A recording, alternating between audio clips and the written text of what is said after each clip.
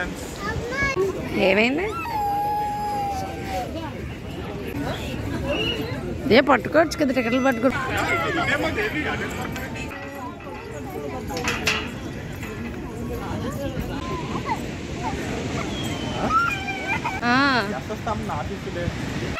ఏంటి బాబా అన్న ఇంకోసారి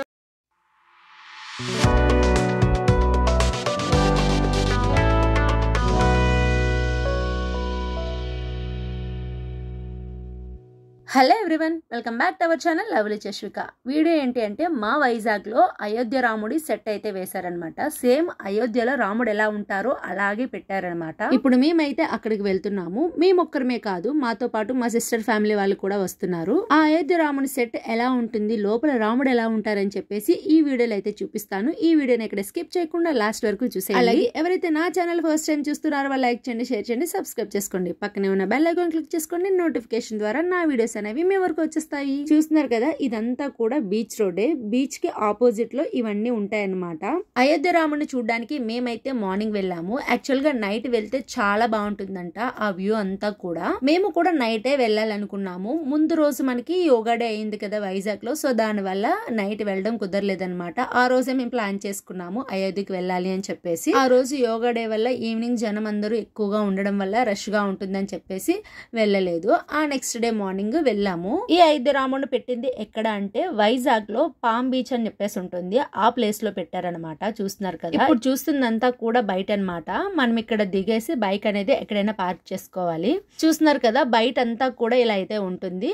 మనకి ఎదురుగానే మెయిన్ రోడ్ కూడా, ఇక్కడ మనకి వెహికల్స్ కూడా దొరుకుతాయి. ఎవరైనా ఓన్ వెహికల్ లేని వాళ్ళు ఆటోకి అది వస్తే అయోధ్య రాముడిని చూసేసిన తర్వాత ఇక్కడ ఆటో ఎక్కేసి ఈజీగా వెళ్ళిపోవచ్చు. నాతో పాటు మా సిస్టర్ వాళ్ళు వచ్చారని చెప్పాను కదా, వీళ్ళే అనమాట. వాళ్ళు ఆల్రెడీ నా వీడియోస్ లో చాలా టైమ్స్ చూసారు వాళ్ళని. బైక్స్ పార్క్ చేసేసిన తర్వాత అందరం కలిసి లోపలికి అయితే వెళ్తున్నాము. వెళ్ళేటప్పుడు పిల్లలకి అయితే కనిపించాయి. ఒక్కటే గోల్ చేసేసారు ఇద్దరు, మాకు బెలూన్స్ కావాలి అని చెప్పి. పిల్లలతో బయటకి ఎక్కడికైనా వెళ్ళామంటే ఇదొక గోల్ కంపల్సరిగా ఉంటుంది ప్రతి ఒక్క పేరెంట్స్ కి. వాళ్ళ కంటికి ఏదైనా కనిపించింది అంటే అది కంపల్సరిగా కొనాల్సిందే, కొనేంత వరకు ఊరుకోరు. మరి మేమైతే స్లిప్పర్స్ బయట ఒక చోట పెట్టేసుకుని లోపలికి అయితే వెళ్తున్నాము. చూస్తున్నారు కదా, ఇదంతా కూడా టికెట్స్ తీసుకోవడానికంట. ఎంట్రన్స్ దీనికి టికెట్ కూడా ఉంది, 50 రూపీస్ అయితే ఛార్జ్ చేశారు. పిల్లలకైతే 5 years దాటిన ప్రతి ఒక్కరికి కూడా ఛార్జ్ చేస్తున్నారు. ఫుల్ ఆఫ్ అని అయితే ఏమీ లేదు, అందరికీ కూడా 50 రూపీసే ఛార్జ్ చేస్తున్నారు. చిన్నపిల్లలు కదా, వాళ్ళకి తగ్గించండి అని అడిగితే అలా ఏం లేదండి, 5 years దాటిన ప్రతి ఒక్కరికి కూడా టికెట్ తీసుకోవాల్సిందని అయితే చెప్పారు. చూస్తున్నారు కదా, ఇక్కడ అమౌంట్ కూడా రాసేసారు 50 రూపీస్ అని. అక్కడ పేరు చూసారు కదా, శ్రీ గరుడ అయోధ్య రామ మందిరం అని అయితే రాశారు పేరు. మా హస్బెండ్ మా బావగారు టికెట్స్ తీసుకురావడానికి అయితే వెళ్లారు. ఇంకా నేను మా సిస్టర్ పిల్లలు పట్టుకుని ఒక సైడ్ అయితే వెయిట్ చేస్తున్నాము. టికెట్స్ అయితే వచ్చేసాయి. చూస్తున్నారు కదా, ఇక్కడ 5 టికెట్స్ అయితే తీసుకొచ్చారు. ఎందుకంటే మేము వెళ్ళింది 5 members కాబట్టి. నేను, మా హస్బెండ్, మా సిస్టర్, మా బావగారు ఇంకా బాబుకి టికెట్ కూడా అడిగారనమాట. సో బాబుకి కూడా తీసేసుకున్నాం. ఇంకా టికెట్స్ తీసుకున్న తర్వాత ఎంట్రన్స్ లో ఇక్కడ చెక్ చేసి అయితే పంపిస్తున్నారు, ఎంతమంది వెళ్తున్నారు, ఎన్ని టికెట్స్ తీసుకున్నారు అని చెప్పేసి. అక్కడ వాళ్ళు హాఫ్ కట్ చేసుకుని హాఫ్ అయితే మనకి ఇస్తున్నారు. మిగిలిన హాఫ్ ని గుడి లోపలికి వెళ్ళేటప్పుడు అక్కడ ఇంకొకరు తీసుకుంటారంట. ఆ టికెట్ తీసుకుని లోపలికి అయితే పంపిస్తారంట రాముడు దర్శనానికి. ఇంక ఇక్కడ మేమైతే లోపలికి నడుస్తున్నాము. చూస్తున్నారు కదా, మేము వెళ్ళిన రోజు అయితే కొంచెం ఖాళీగానే ఉంది. ఎందుకంటే ఈ అయోధ్య రాముడిని పెట్టి 1 month అయితే అవుతుంది. పెట్టినప్పటి నుంచి వెళ్దామని అనుకుంటున్నాము, బట్ కుదిరేది కాదు. లాస్ట్ కి ఇప్పటికి కుదిరిందనమాట. మేము కూడా అయోధ్య రాముని దర్శనం అయితే చేసేసుకున్నాము. యాక్చువల్గా ఖాళీ ఉంటుందో లేదో అనుకున్నాము, ఎందుకంటే ఎవరిని అడిగినా సరే ఇలా అయోధ్య వెళ్ళారంటే వెళ్ళామమ్మ, అసలు ఖాళీ లేదని చెప్పేవాళ్ళే. బట్ మేము వెళ్ళిన రోజు అయితే కొంచెం ఖాళీగానే ఉంది. యాక్చువల్గా నైట్కి అయితే చాలా బాగుంటుందంట. ఎవరైనా ఈ అయోధ్య వెళ్ళాలనుకుంటే నైటే వెళ్ళండి. మాకు కుదరక నైట్ వెళ్ళడం అవ్వలేదు, ఇంకా మార్నింగ్ అయితే వెళ్ళాము చూడటానికి. ఇంకా దగ్గరికి అయితే వచ్చేసాము. చూస్తున్నారు కదా, అక్కడ దూరంగా రాముడు అయితే బాణం పట్టుకుని నించున్నట్టు పెట్టారు ఫోటో. ఈ అయోధ్య రాముడిని చూడడానికి ఎక్కడెక్కడి నుంచో వస్తున్నారంట జనాలు. అస్సలు ఖాళీ ఉండడం లేదంట. ఎందుకంటే నిజంగా అయోధ్య వెళ్ళి రాముడిని చూడాలి అంటే కొంచెం కష్టమే కాబట్టి. సో ఇక్కడ ఎలా పెట్టడం వల్ల అయోధ్య వెళ్ళలేని వాళ్ళు కూడా ఇక్కడికి వచ్చి చూసి అయితే వెళ్తున్నారు. ఇంకా మేమైతే వైజాగ్ లో ఉన్న అయోధ్యలోకి అయితే అడుగు పెట్టేసాము. చూస్తున్నారు కదా, ఎంత బాగుందో. చుట్టూ బీచ్ ఎంత ప్రశాంతంగా ఉందో తెలుసా. లోపలికి వెళ్ళిన తర్వాత చల్లటి గాలి. చూస్తున్న వాళ్ళు ఎవరికైనా సరే ఇది సెట్లా కనిపిస్తుందా అండి? రియల్ గా కట్టినట్టే ఉంది కదా, అంత బాగుంది. నాకైతే అంత నచ్చింది అనమాట. చాలా అంటే చాలా బాగా డిజైన్ చేశారు. చూస్తున్నారు కదా, సేమ్ అయోధ్యలో ఎలా ఉంటుందో అలాగే కట్టారంట యాజ్ ఇట్ ఈజ్. లోపల రాముడు కూడా అయోధ్యలో ఎలా ఉంటారో సేమ్ అలాగే పెట్టారు. ఇంకా ఏదైనా ప్లేస్ కి వెళ్ళామంటే ఫోటో తీసుకోకుండా ఉంటామా చెప్పండి? ఒకప్పుడు అంటే ఫోన్స్ అవి ఉండేవి కాదు కాబట్టి ఫొటోస్ తీసుకునే వాళ్ళం కాదు. ఇప్పుడైతే అలా కాదు, ప్రతి ఒక్కరి దగ్గర ఫోన్ ఉంటుంది కాబట్టి ఏదైనా ప్లేస్ కి వెళ్ళామంటే ఖచ్చితంగా ఒక్క ఫోటో అయినా తీసుకోవాల్సిందే. ఇంకా మేము కూడా కొన్ని ఫొటోస్ అయితే తీసుకొని దర్శనంకి అయితే లోపలికి వెళ్తున్నాము.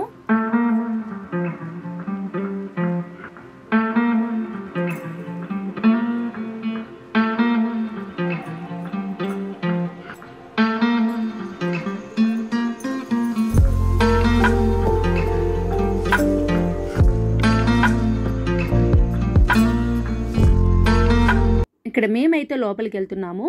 లోపలికి వెళ్ళేటప్పుడు అక్కడ ఎంట్రన్స్ లో టికెట్ అయితే తీసుకున్నారు. స్టార్టింగ్ లో మనకి హాఫ్ కట్ చేసుకొని హాఫ్ ఇచ్చారు కదా, ఆ హాఫ్ ఇక్కడ ఇస్తే వీళ్ళు లోపలికి పంపిస్తారనమాట. చూస్తున్నారు కదా, ఇక్కడ ప్రతి పిల్లర్ మీద కూడా రాముడు ఫోటో అయితే ఉంది. ఎక్కడ చూసినా కూడా రాముడే కనిపిస్తున్నాడు. ఇక్కడికి వెళ్ళిన తర్వాత చూస్తున్నారు కదా, అక్కడ దూరంగా రాముడు అయితే కనిపిస్తున్నారు. లోపల రాముడు అయితే ఇలా ఉన్నారు. యాక్చువల్లీ ఇక్కడ ఫొటోస్ కానీ వీడియోస్ కానీ లోపలికి వెళ్ళిన తర్వాత ఏమీ తీయొద్దన్నారు. బట్ ఎవరు పెద్దగా పట్టించుకోవట్లేదు. వాళ్ళు ఇలా చెప్పేటప్పటికి నేను ఒక చిన్న క్లిప్ అయితే తీసేసాను. సో అదే ఇక్కడ పెట్టాను అనమాట. చూస్తున్నారు కదా ఎంత బాగున్నారో రాముడు.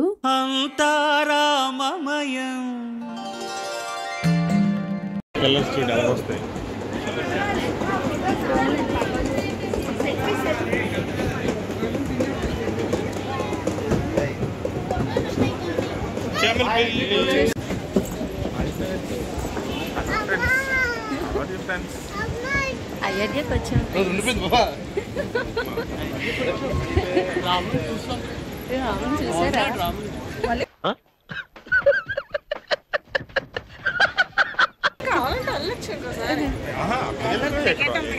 తీసుకొచ్చు కదా అయిపోయిందా? దర్శనానికి ఒకవైపు నుంచి వెళ్ళిస్తున్నారు, బయటికి రావడానికి ఒకవైపు నుంచి అనమాట. దర్శనం అయిపోయిన తర్వాత బయటకు వచ్చాక మళ్ళీ అటువైపు వెళ్ళాలి అంటే మధ్యలో వే అయితే లేదు, కట్టేశారు. దర్శనానికి వెళ్ళేటప్పుడే ఫొటోస్ ఏమైనా తీసుకోవాలనుకుంటే అటువైపు అక్కడే ఫొటోస్ తీసేసుకోవాలి. మళ్ళీ దర్శనం అయిపోయిన తర్వాత వచ్చి ఫొటోస్ తీసుకుందామంటే అవ్వదు అంటే అటువైపు వే లేదనమాట. ఎందుకంటే దర్శనం చేసుకున్న తర్వాత జనాలు కదలరు కదా, ఫోటోలు తీసుకుంటూ అక్కడే ఉండిపోతారు. అందుకని చెప్పి క్రౌడ్ పెరిగిపోతుందని వే అనేది కట్టేశారనమాట, అటువైపు వెళ్లకుండా. ఇంక ఇక్కడ ఫుడ్ స్టాల్స్ కూడా ఉన్నాయి. మనకు నచ్చింది ఏదైనా కావాలనుకుంటే కొనుక్కొని తినచ్చు, ఏది కావాలంటే అది. ఈ అయోధ్యలో మాకు ఒక బ్యాడ్ ఇన్సిడెంట్ అయితే జరిగింది. అదేంటంటే మా సిస్టర్ వాళ్ళ బాబు తప్పిపోయాడు అనమాట. దర్శనం అయిపోయిన తర్వాత కొద్దిసేపు అక్కడంతా తిరిగేసి ఇంటికి వెళ్ళిపోతున్న టైంలో బాబు అనేది మా దగ్గర లేడు, మిస్ అయ్యాడు.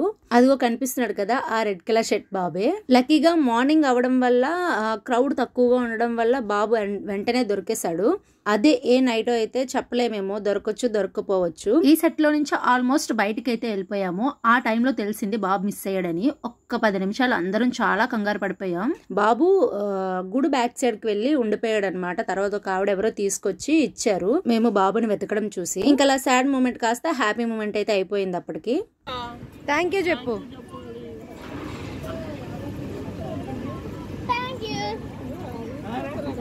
పిల్లలతో బయటకు వచ్చినప్పుడు ఇలాంటివన్నీ కామనే కదా. ఏదైనా వాళ్ళకి నచ్చింది అంటే కంపల్సరిగా కొనివ్వాలి, లేదంటే గోల చేసేస్తారు. అయోధ్య ప్రసాదం మస్తు షేడ్స్ ఉన్నారా నీలా? అబ్బో కమలాసన్ ప్రసాదాన్ని ఎగరేస్తున్నారు మీరు. రాముడితో ఆటలా?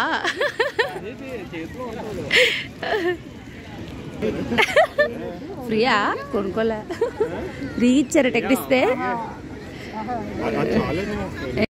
చూస్తున్నారు కదా, మా బావగారి చేతిలో లడ్డు అయితే ఉంది. ఆ లడ్డు ఇక్కడే తీసుకున్నారనమాట. ఎదురుగా స్టాల్స్ ఉన్నాయి కదా, అక్కడ కౌంటర్లు అయితే పెట్టారు. అయోధ్య రాముడి ప్రసాదం అని చెప్పేసి ఒక 3 లడ్డూలు అయితే తీసుకొచ్చారు. అందులో ఒకటి ఓపెన్ చేసి అందరం కొంచెంగా అయితే తింటున్నాము. ఏదో ప్రసాదం అని అయితే తీసుకున్నాము. యాక్చువల్ గా లడ్డు అయితే బాగాలేదు, కొంచెం స్టాక్ అదే నిల్వ ఉంటుంది కదా, ఆ టైప్ లడ్డూలా అనిపించింది. ఇంకా తీసుకున్న తర్వాత తినాలి కాబట్టి అందరం కొంచెంగా అయితే టేస్ట్ చేసాము. టేస్ట్ చేసాకే తెలిసింది అది బాగాలేదు అని చెప్పేసి. అయోధ్య రాముని చూడడానికి ఎవరైనా వెళ్ళేటప్పుడు వెళ్ళినప్పుడు ఈ ప్రసాదం అనేది కొంచెం చూసుకొని అయితే తీసుకోండి. ఈ సెట్ బీచ్ పక్కనే వేశారని చెప్పాను కదా, బీచ్ వ్యూ చూద్దామని చెప్పేసి వెళ్తున్నాము. ఎగ్జిట్ వైపు వచ్చేస్తాం కదా, అక్కడ నుంచి ఇలా గుడి బ్యాక్ సైడ్ నుంచి బీచ్కి వెళ్ళడానికి వే అయితే ఇచ్చారు. బీచ్ దగ్గర కొద్దిసేపు కూర్చొని వ్యూని ఎంజాయ్ చేద్దామని చెప్పేసి ఇలా నడుచుకుని అయితే వెళ్తున్నాం అందరం. చూస్తున్నారు కదా, ఇదంతా కూడా గుడి బ్యాక్ సైడ్ అనమాట. ఈ వేలోనే బీచ్ దగ్గరికి వెళ్ళాలి వ్యూని ఎంజాయ్ చేయడానికి. మళ్ళీ ఇదే వే నుంచి రిటర్న్ రావాలి.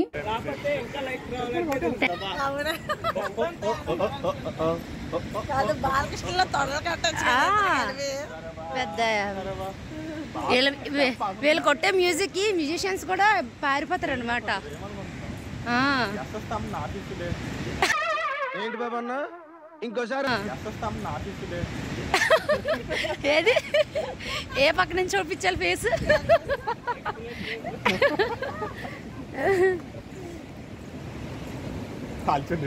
ఇంక ఇక్కడ పిల్లల్ని చూస్తున్నారు కదా, వాళ్ళకైతే ఐస్ క్రీమ్స్ కొనిచ్చేసాము. ఇంకా మాతో సంబంధం లేదన్నట్టుగా తిరుగుతున్నారు వీళ్ళిద్దరూ కూడా. ముందంతా చూసారు కదా, ఫుడ్ స్టాల్స్ ఉన్న దగ్గర అంతా ఒక సైడ్ అయితే బీచ్ వైపు అంతా కూడా ఇలా ఉంటుంది సెట్ అంతా కూడా. మేము మార్నింగ్ వెళ్ళాం కానీ వెళ్ళినప్పటి నుంచి ఒక్కటే అనుకునే వాళ్ళము, అరే నైట్ వచ్చుంటే బాగుండు, ఇంకా బాగుండేదేమో అని చెప్పేసి. వైజాగ్ లో ఉన్న వాళ్ళు ఎవరైనా సరే ఇంకా ఈ ప్లేస్ కి వెళ్ళినట్లయితే నైట్ వెళ్ళడానికే ట్రై చేయండి. మార్నింగ్ చూసిన దానికన్నా ఫుల్ ఆపోజిట్ లో అయితే ఉంటుంది ఈ సెట్ అంతా కూడా, అంత బాగుంటుంది. మరి ఇక్కడ చూస్తున్నారు కదా, చైర్స్ కూడా వేశారు, వచ్చిన వాళ్ళు ఇబ్బంది పడకుండా కూర్చొని హ్యాపీగా బీచ్ వ్యూని ఎంజాయ్ చేస్తారని చెప్పేసి. ఉండేదా